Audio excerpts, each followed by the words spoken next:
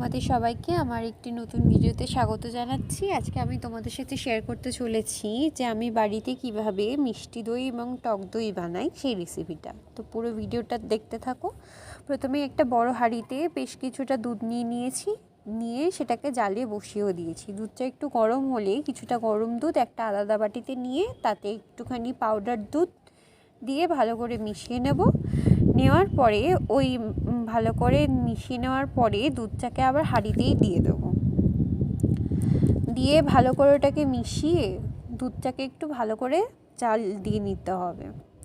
একটু ধৈর্য ধরে সময় দিয়ে দুধটাকে ভালো করে ফুটিয়ে নিতে হবে।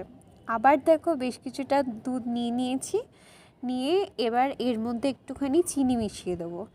দিয়ে ভালো করে এটাকে একটু মিশিয়ে নিতে হবে। এটা আমি বানাবো হচ্ছে মিষ্টি দইয়ের জন্য। তো চলো দুধটা ততক্ষণ ফুটতে থাক।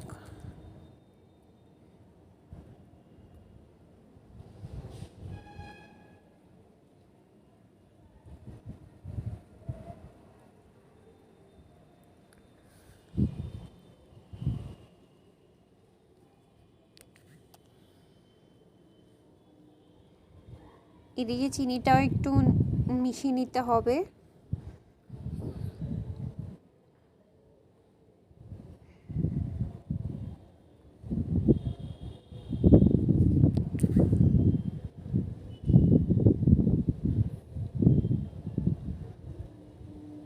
দুধটা একটু সময় দিয়ে ভালো করে জাল দিয়ে নিতে হবে।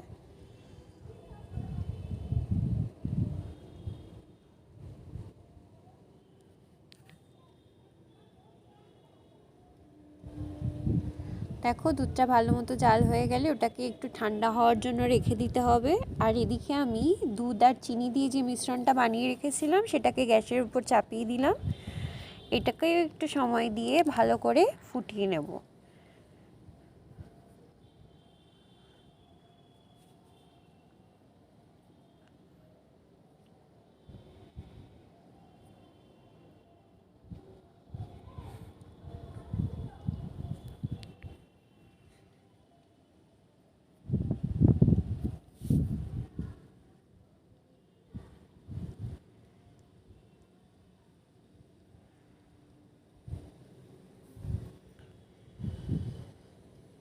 দেখেছো সুন্দর করে যখন ফুটে গেল সেটাকে নামিয়ে দিলাম। এবার যে দুধটা ঠান্ডা হওয়ার জন্য রেখে দিয়েছিলাম সেই দুধটাকে এবার একটা বাটিতে মাটির হাঁড়ি নিয়েছি, সেখানে আগে থেকেই বেশ কিছুটা টক দই ছিল, তো তার মধ্যেই দুধটা দিয়ে দিলাম।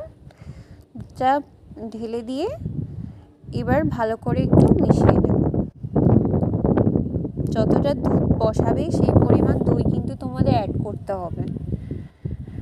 এবার দেখো যে মিশ্রণটা বানিয়ে রেখেছিলাম দুধ আর চিনি জাল দিয়ে, তার মধ্যেও এবার ঠান্ডা দুধটাকে ভালো করে দিয়ে দিতে হবে। দিয়ে এবার ভালো করে একটু মিশিয়ে নেব।